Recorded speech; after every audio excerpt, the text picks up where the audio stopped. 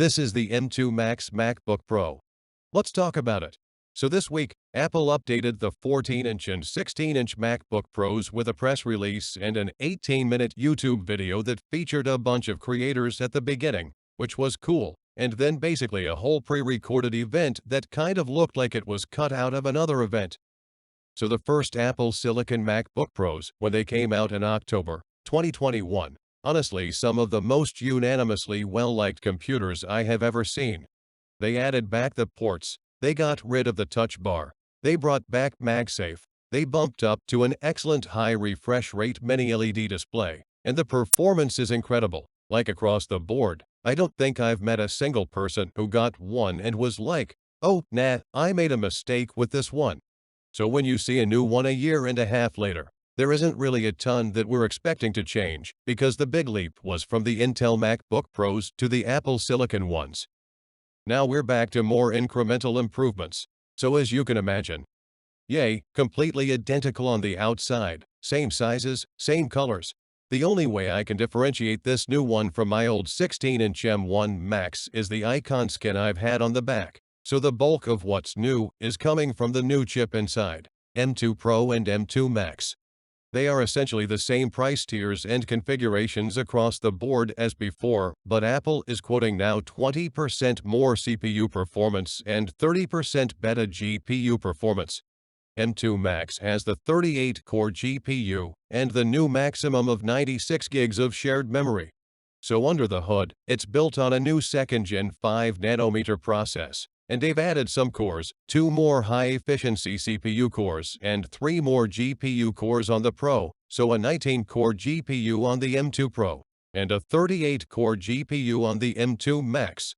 Also, the Neural Engine and Media Engine are improved to handle machine learning and media playback and transcoding even faster than they already did. If you're into synthetic benchmarks, overall capabilities, basically the ceiling has been raised up by the 20 to 30%, which is great, but it's not so much about the raw processing power as much as it's about the things that it allows you to do better or faster than before, hence the name Pro, theoretically.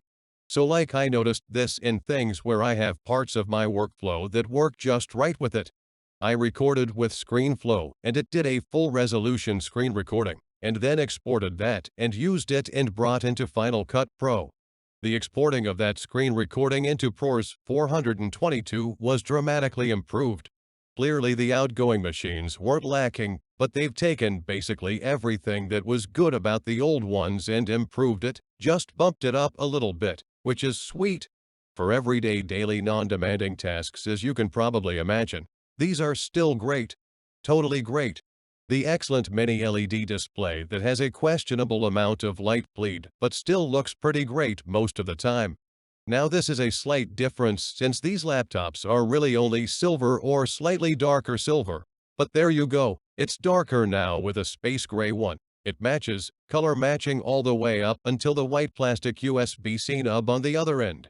And then there's a few other capabilities: Wi-Fi 6E, Bluetooth 5.3, and HDMI 2.1. So HDMI 2.1 was actually something, 8K 60 FPS through one cable via the HDMI port. Wi-Fi 6E is just sort of starting to roll out now. That's gonna be great for future-proofing. And Bluetooth 5.3, again, very much future-proofing, but that's welcome. My pretty textbook conclusion here is these laptops aren't for people who already have the M1 Pro and M1 Max laptops that just came out. They are for people who have older laptops that now have a better machine to upgrade to, unless you're one of a tiny fraction of people who got the old ones and was pushing it to its limits and just needs that 30% more power, in which case, you know who you are. Matter of fact, for those people on older laptops, I think looking for sales now of the M1 Pro and M1 Max, when you start to find deals on those are gonna be really good laptops. If you're gonna be waiting for the next thing, you'll just be waiting forever, 'cause that's just the way tech is.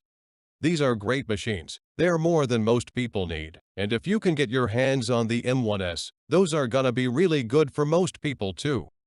Make sure you get subscribed, like, and share the video. Thanks for watching. Catch you guys in the next one. Take care.